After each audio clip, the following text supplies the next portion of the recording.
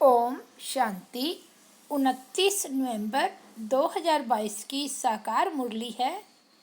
मुरली का हेडिंग है मीठे बच्चे, तुम्हें मनुष्य से देवता बनना है, इसलिए दैवी फजीलत अर्थात मैनर्स धारण करो। आसरी अवगुणों को छोड़ते जाओ, पावन बनो।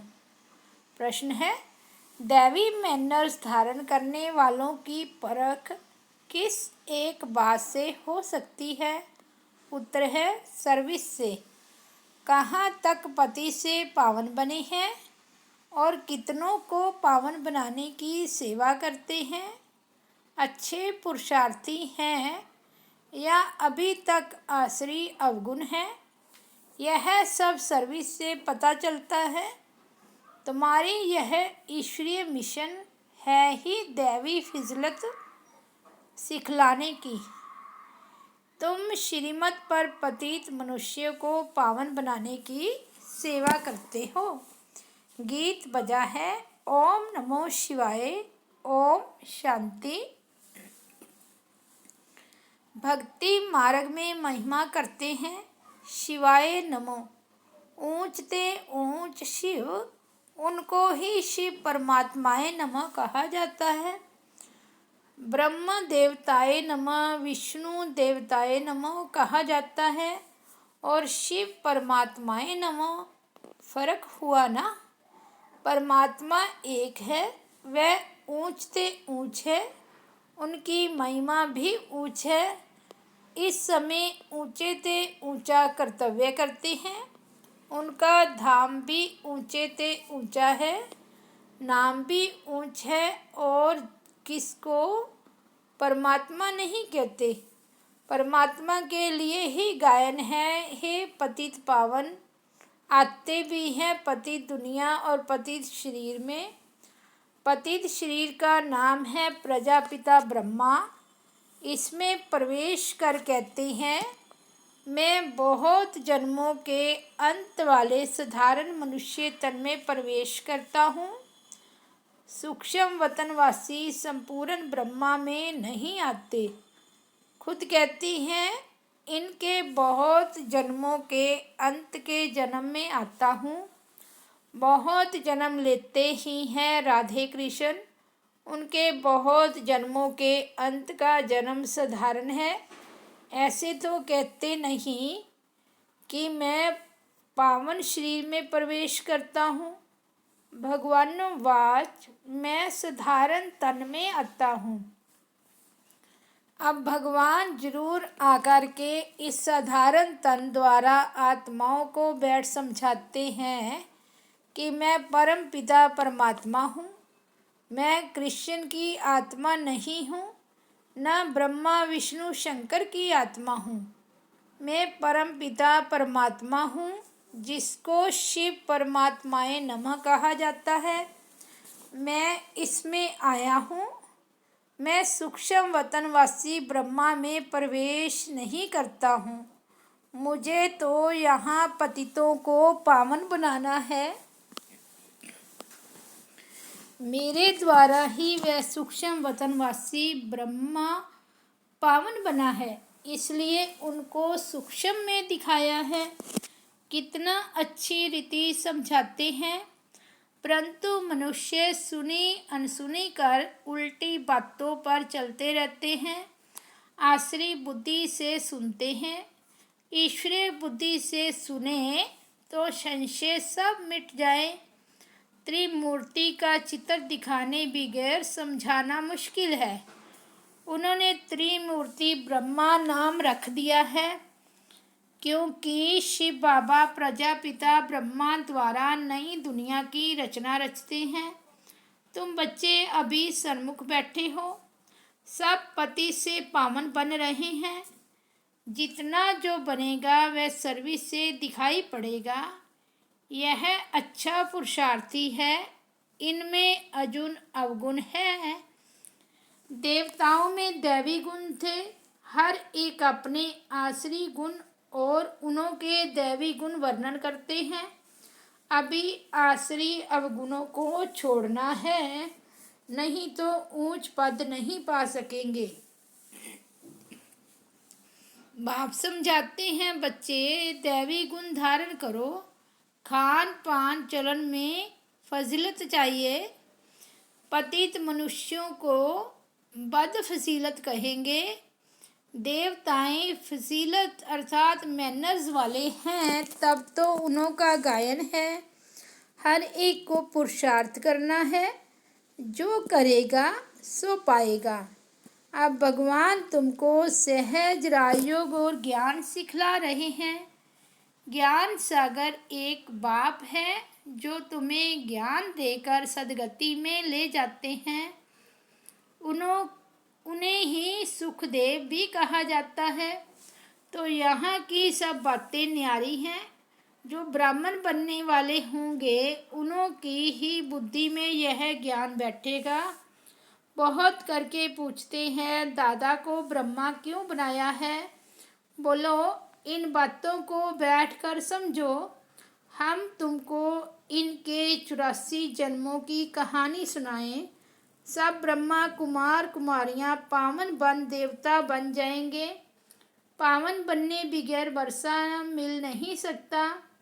भगवान ऊंचते ऊंच निराकार शिव बाबा है। वर्षा देने के लिए जरूर ब्रह्मा तन में आएगा। यह प्रजापिता ब्रह्मा है, सूक्ष्म वतनवासी। ब्रह्मा को प्रजापिता नहीं कहेंगे, वहाँ थोड़े ही प्रजा रचेंगे। हम ब्रह्मा कुमार कुमारियाँ साकार में हैं, तो प्रजापिता ब्रह्मा भी साकार में हैं। यह राज आकर समझो। हम इस दादा को भगवान नहीं कहते, यह प्रजापिता है। इनके तन में शिव बाबा आते हैं पावन बनाने। यहाँ कोई पावन है नहीं। त्रिमूर्ति शिव के बदले त्रिमूर्ति ब्रह्मा कह दिया है, परंतु त्रिमूर्ति ब्रह्मा का कोई अर्थ नहीं है। ब्रह्मा को मनुष्यों का रचयिता भी कहते हैं, इसलिए प्रजापिता कहा जाता है। इसमें वह निराकार प्रवेश कर वर्षा देते हैं। सूक्ष्म वतनवासी ब्रह्मा पावन है, वे पति से पावन बनते हैं। हम ब्राह्मण भी पति से पावन देवता बनते हैं।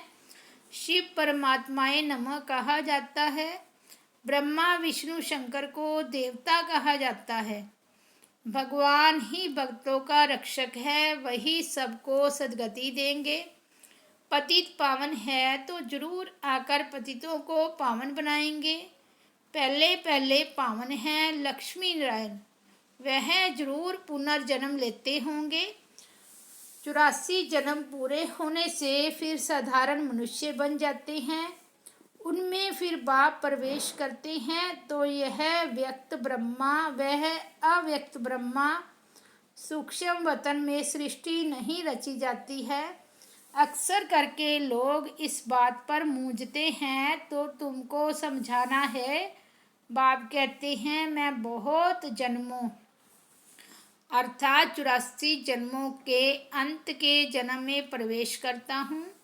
भारत में पहले देवी देवता आए, वह फिर पिछाड़ी में हो जाएंगे। फिर पहले वही जाकर देवी देवता बनेंगे। विराट रूप का चित्र भी जरूर होना चाहिए। बच्चों ने अर्थ साहित्य बनाया है। ब्राह्मण चोटी, देवता सिर, क्षत्रिय भुजाएं, वैश्य पेट, शूद्र पैर। शूद्र के बाद फिर ब्राह्मण। वर्णों का भी चित्र हुआ ना, यह भी समझना और समझाना है। बाबा ने बहुत बार समझाया है कि अखबार में पढ़ता है फलाना स्वर्गवासी हुआ, तो उनको चिट्ठी लिखनी चाहिए कि स्वर्गवासी हुआ तो जरूर नरक में था, और अब है ही नरक तो जरूर पुनर्जन्म नरक में लेंगे। अगर स्वर्ग में गया फिर तुम उनको बुलाकर नरक का भोजन क्यों खिलाते हो? तुम रोते क्यों हो? परंतु इतनी बुद्धि नहीं है जो समझे कि स्वर्ग की स्थापना तो बाप ही आकर करते हैं, राजयोग सिखलाते हैं। तुम ब्राह्मण संगम पर बाप से वर्षा ले रहे हो, बाकी सब है कलयुग में। संगम पर आत्मा परमात्मा मिल रहे हैं, इनको कुंभ का मेला कहा जाता है। तुम ज्ञान गंगाए ज्ञान सागर से निकली हो, भक्ति में समझते हैं गंगा में स्नान करने से पावन बन जाएंगे। पावन बनाना तो तुम्हारी मिशन का कर्तव्य है। यह है ईश्वरीय मिशन। तुम ही पतित मनुष्यों को पावन देवता बनाते हो श्रीमत पर। श्री कृष्ण पतित पावन नहीं है, वह पूरे 84 जन्म लेते हैं। पहले है लक्ष्मी नारायण, फिर अंत में ब्रह्मा सरस्वती आदि देव आदि देवी बनते हैं। अभी यह बातें किसने समझाई? शिव परमात्माए नमः गाते भी हैं। हे परम पिता परमात्मा, आपकी गतिमत सबसे न्यारी है। वह श्रीमत देते हैं गति के लिए, गति और सदगति। दुर्गति वालों की सदगति करने वाला।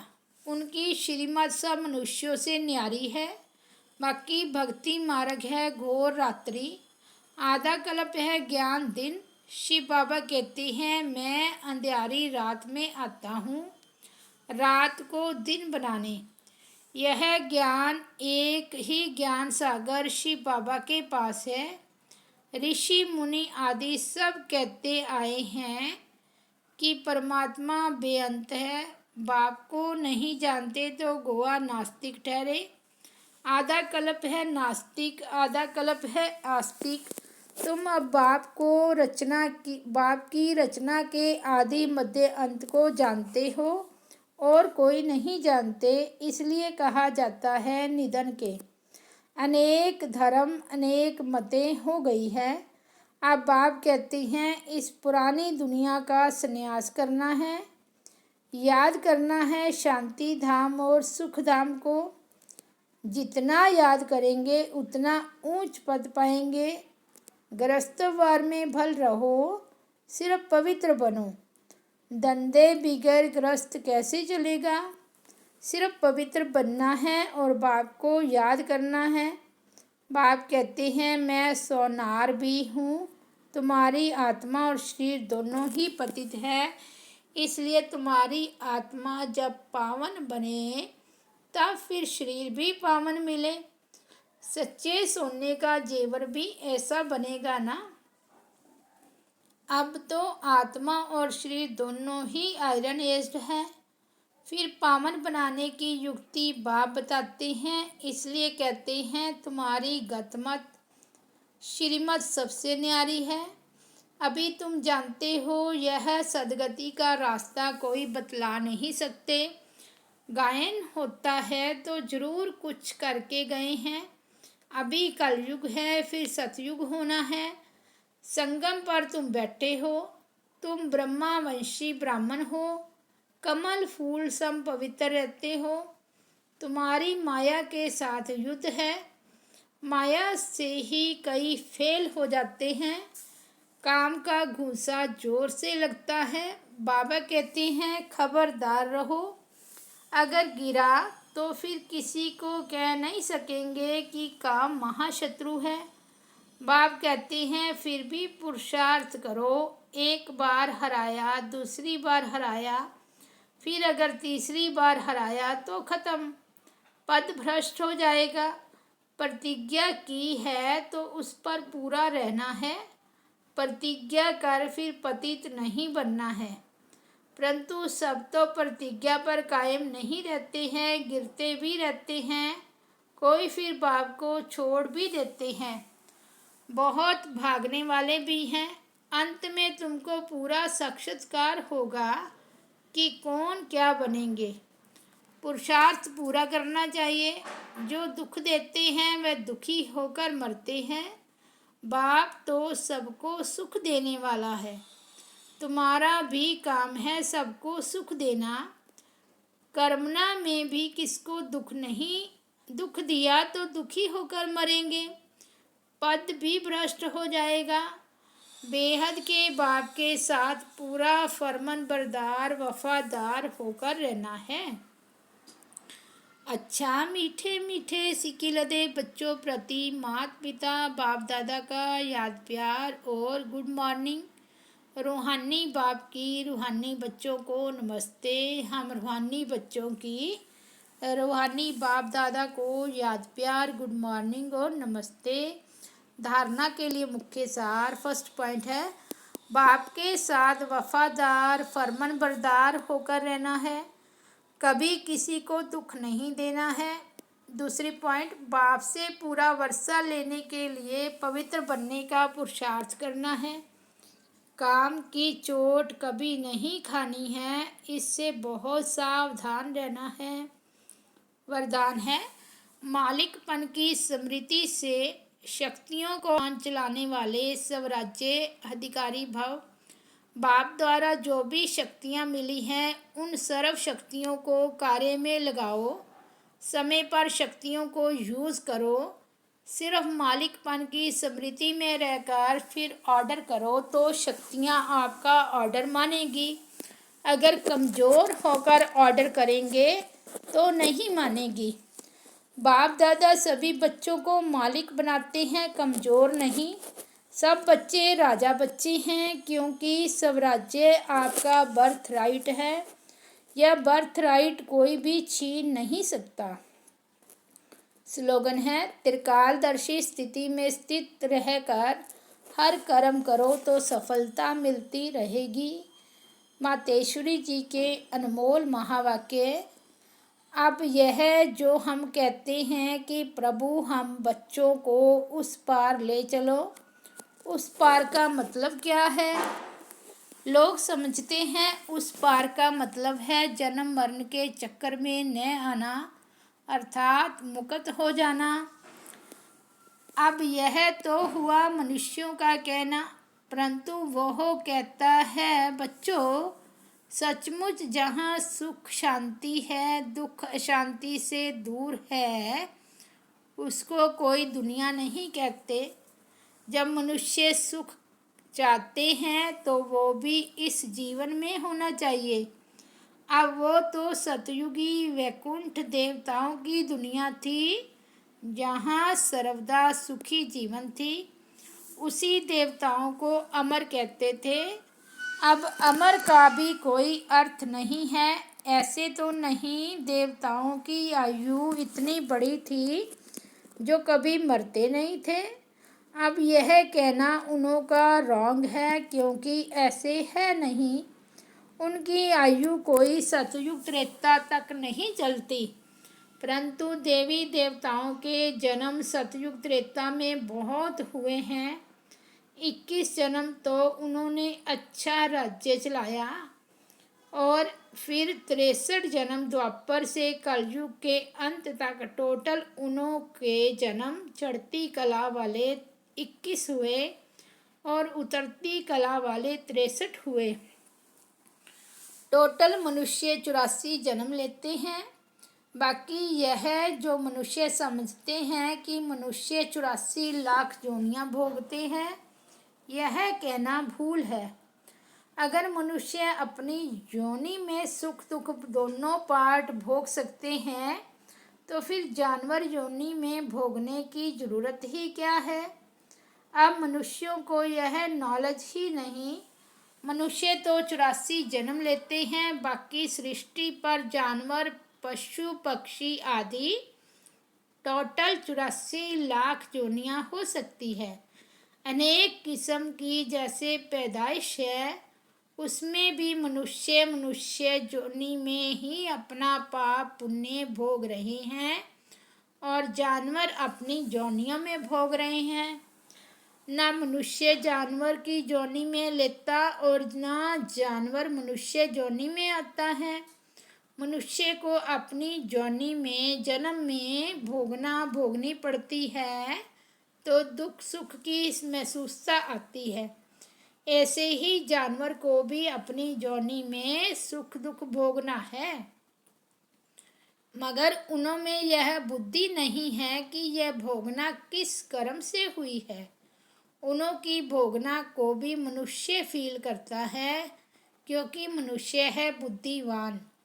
बाकी ऐसे नहीं, मनुष्य कोई 84 लाख योनियां भोगते हैं, जड़ चाड़ भी योनि लेते हैं। यह तो सहज और विवेक की बात है कि जड़ झाड़ ने क्या कर्म अकर्म किया है, जो उन्हों का हिसाब किताब बनेगा। जैसे देखो, गुरु नानक साहिब ने ऐसे महावाक्य उच्चारण किए हैं, अंत काल में जो पुत्र सिमरे, ऐसी चिंता में जो मरे, सुअर की जोनी में वलवल उतरे। परंतु इस कहने का मतलब यह नहीं कि मनुष्य कोई सूकर की जोनी लेता है, परंतु सूकर का मतलब यह है कि मनुष्यों का कार्य भी ऐसा होता है जैसे जानवरों का कार्य होता है। बाकी ऐसे नहीं कि मनुष्य कोई जानवर बनते हैं। अब यह तो मनुष्यों को डराने के लिए शिक्षा देते हैं, तो अपने को इस संगम समय पर अपनी जीवन को पलटाए, पाप आत्मा से पुण्य आत्मा बनना है। अच्छा, ओम शांति, ओम शांति।